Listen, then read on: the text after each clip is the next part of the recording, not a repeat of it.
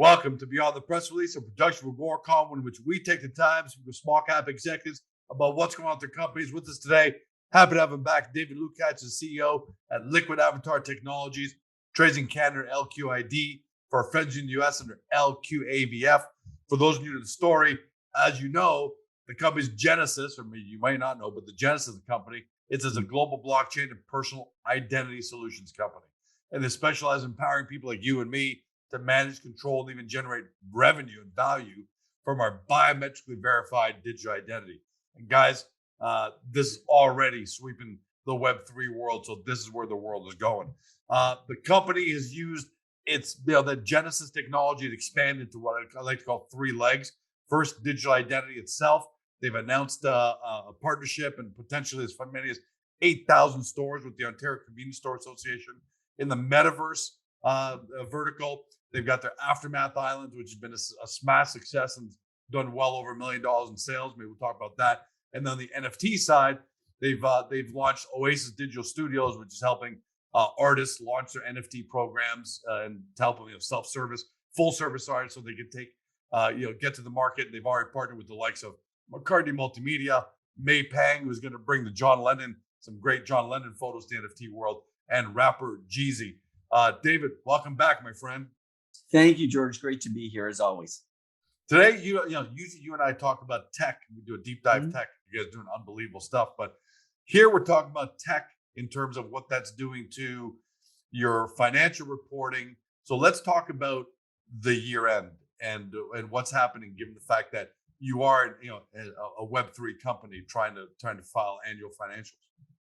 Well, George, it's an interesting situation because over the last few months, we've seen a lot of change in the review process with audited companies, given the fact that NFTs are so new, digital assets, and tighter compliance rules as well, which I applaud. Our company alone has gone through a review from the regulators. We've had to make some corrections, which we're happy to do and provide a more fulsome report to stakeholders as we go forward in our MD&A.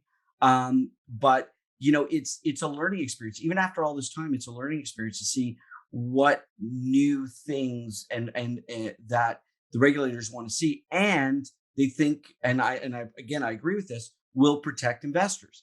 I think the other thing to look at is that the change in technology for NFTs, for digital assets, for tokenization, for all these new opportunities, whether they are deemed securities or in our case, we think of them as collectibles, there's a lot of new reporting, a lot of new talk about how do you manage and control inventory. Is there inventory?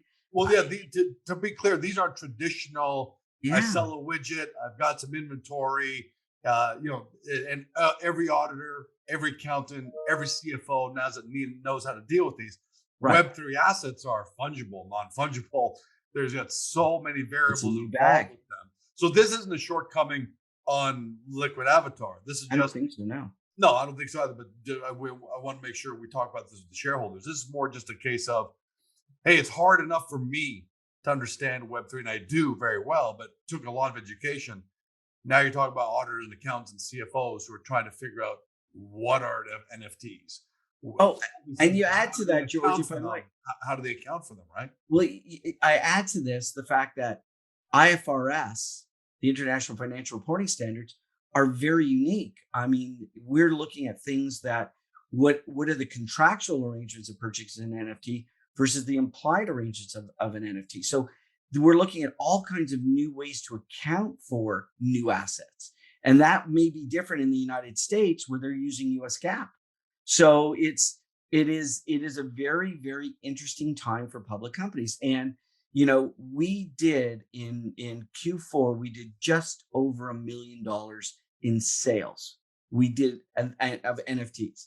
Now, given the fact that we're building a metaverse, it was agreed ultimately by the accountants and our auditors and ourselves that revenue will be deferred. And well, we're not. The reason why it's deferred, is to be clear, is because you've received $1,000 from George, but you're not delivering the NFT until Aftermath Island. No. Okay. We deliver the NFTs on demand. That's the sale, and we believe contractually there's no further obligation to the NFT holder. But because we're building a metaverse, there could be an implied um, expectation Right. that so because there's that implied, it changes the rules of revenue recognition. So we're in the process of we record our sales. Their sales are our sales. We took cash in. We deliver the item. It's all done and over with.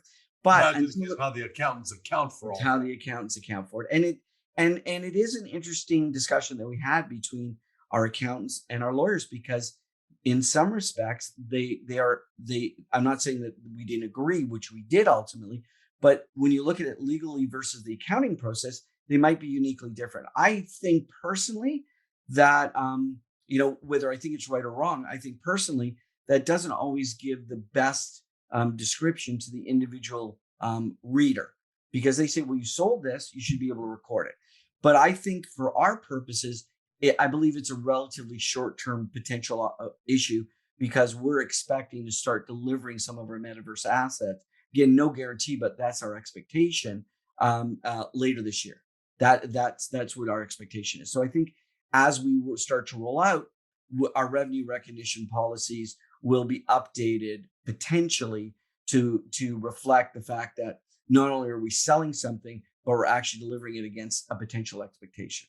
And there's the double-edged sword of being a leader in a Yeah, burgeoning, emerging, paradigm shifting, parabolic growing space, right? yeah, Which is, you're on a rocket ride, the industry's on a rocket ride, but to the traditional world, whether it's investors, mhm, lawyers, accountants, auditors, CFOs, they're trying to catch up, right? exactly. So, what do you think the future holds for companies in the NFT space? Is it going to be an ongoing problem, or eventually the auditors, accountants, securities commissions, and all that are going to get together and really help define all this so everyone's on the same page? Well, I think this happened in the late '90s and the early 2000s, where it took a little bit of time for everybody to find an equilibrium. I think the equilibrium will be found. But as you said, as one of the few what we believe public companies in the space, we have to take a leadership role and we have to be a trailblazer. That doesn't always mean that everything is going to be perfect. But what is really good for us is that when we sell something as an NFT, we receive funds for it effectively immediately. It's the money is transferred immediately before they deliver, so it's just in time a sale. Now, I think over time we're going to find processes that everyone agrees to. But when we're seeing companies who are not regulated doing things that companies that are regulated can't do, it really creates this two-tiered opportunity. Yeah. And I think over time we'll find that many more companies are trying to follow a general set of rules. I'll give you an example. I was on the phone this week with a group out of Asia, and they are very much a Web 3.0 company, and they want to do work in the metaverse, but they are regulated because they have a brokerage license. So they have to follow the traditional rules, even though they want to deal with Web 3.0 people who want decentralization. So there still is this double-edged sword, as you say, where you want to focus on giving everybody Web3 decentralized services, but you still have regulatory obligations that mean you have to do things in a certain way. The opportunity I see here, David, is for a fourth leg of Liquid Avatar Financial. No, Might as well, no, no, no, you no. might as well create a whole lot. I know this is tongue in cheek. You might as well create an entire new auditing, practice and help everybody else that's going to go through this same problem. But again, it's a double-edged sword. I love it. This is the flip side of being involved in a cutting-edge, parabolic, Mm. paradigm-shifting industry. So, all right, we'll wait for all that. But in the meantime, that doesn't impact the business, right, David? The business No, helps no, it might be in along. the recording and the reporting, and again, that's where that is. But the business is the business, and we continue to move forward strongly, in our humble opinion, in the business. Seeing last question, and on that note, I see some changes on the team. Yeah. Maybe you want to elaborate a little bit on that as to what's the shift there. Well, we've had a fantastic team, but as we grow and we morph and change, other opportunities for people come up, and we've had some change in some of our management positions. It's been great working with people, and new opportunities that they find they want to move into, and they're personal and or professional. And we're supportive, and everyone has been supportive of us. At the same time, it gives us an opportunity to bring in new people and people that have been working in other positions to accelerate our business in the long term. So I think these are good moves. The other opportunity is we've had an opportunity to now change our board over, create what I would call more diversity in our board and more breadth and scope. So we've had some great opportunities with people that have been loyal and been with us for years. And now we have opportunities to bring in new people who have new, fresh perspectives that might help us accelerate the business even further than the earlier people helped us get to today. So Well, I think that's the other double-edged sword, which is people are moving in, moving out because this space is growing so fast that yeah, is creating opportunities. So this changing of the guard is taking place. Bottom line, though, is finish on a real positive note. The Web3 space, David, I see it as it's just exploding. That doesn't mean everything's exploding. It's not. This isn't a rising tide lifts all boats. The market has definitely done some rationalization, and George exactly. Bucks, has crashed to zero because I thought I was going to sell people. Not that I have, but I'm using it as an example for everyone at home. So don't go look for George Bucks. But the space is blowing up. Talk to us a little bit about just in general what you see for the old. We haven't talked about this, but Citi came out. Did we talk about? We haven't talked about this since it came out, but Citi, the investment bank, said metaverse is going to be 10 to 13 trillion dollars, 5 billion users by 2030. I mean, that must have excited the hell out of you guys as validation. Well, we're seeing it everywhere. Bored Apes did a land sale and did $300 million and basically crashed Ethereum.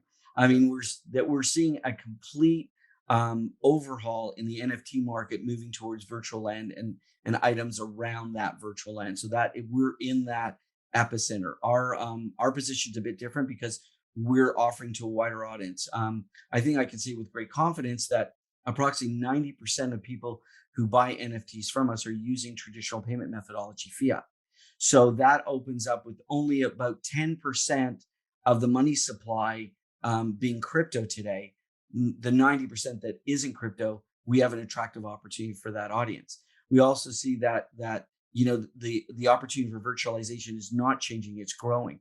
People are going to do more work, more education. We're seeing new opportunities start. We're seeing brands really starting to say, we've got to do something in the metaverse. We don't want to be left behind. Everything from food to consumer packaged goods to automotive to all kinds of Everything, industries. everything. There isn't anything that's not Sports. We're seeing a lot of opportunity in the monsters. sports industry, in the education industry. It is absolutely amazing to see the opportunity. But what we are seeing, which I think we predicted months ago with you, is that people are starting to say, if you want to be in our metaverse, we got to make sure you're a real person. This is the real, true opportunity that we're seeing. And I mean, it's extending everywhere. People want to be assured that the person standing beside them in the metaverse is a real person. Somebody said something interesting about Liquid Avatar the other day. They said to me, iPhone was the real deep penetration onto the internet because it allowed so many things to happen real granular. And they said, the iPhone into the metaverse hasn't been really extended yet. But Liquid Avatar, the guy said to me, and this wasn't somebody who works for you.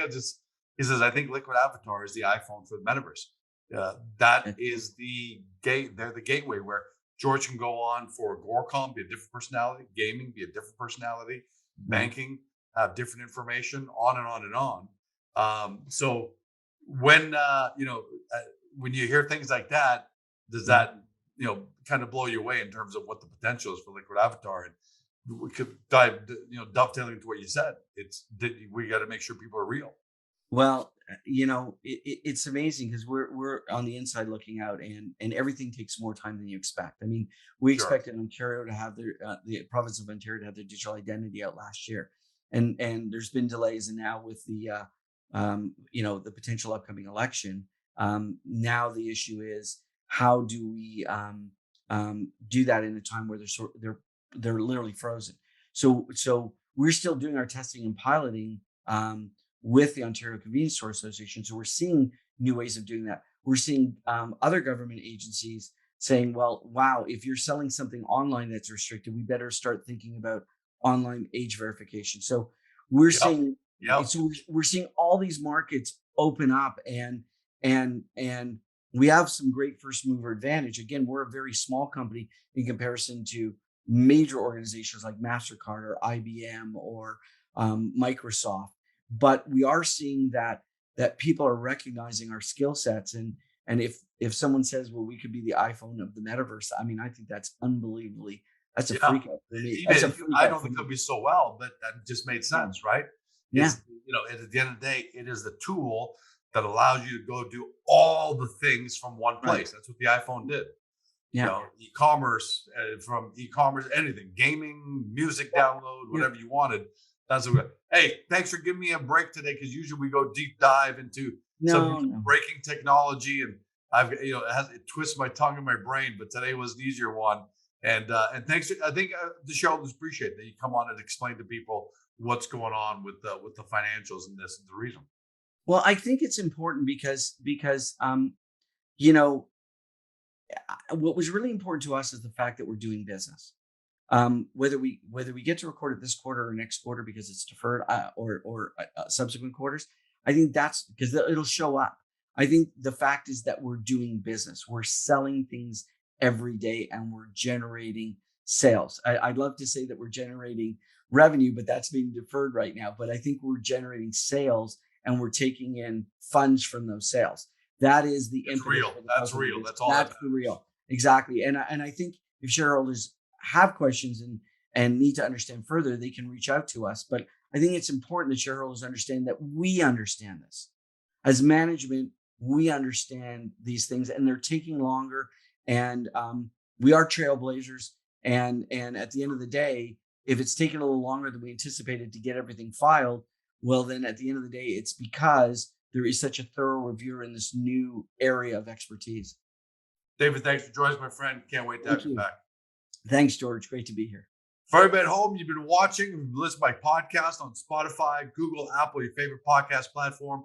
To David Lucatch, the CEO of Liquid Avatar Technologies, trades in Canada under LQID for our friends in the US, LQAVF. To do your due diligence, get to Agoracom, go to the profile page, and from there, hop onto the company's main website. If you believe in the future of the metaverse, digital identity, NFTs, and you want some small cap exposure to all that, do your due diligence, and don't tell me 12 months from now that we didn't tell you so. Thanks for joining us. Have a great day. See you next time. Hey guys, this video is over, but don't forget to help your company by liking it and even leaving a comment below. And then don't forget to help yourself by subscribing to our channel and never missing another great Agoracom small cap video.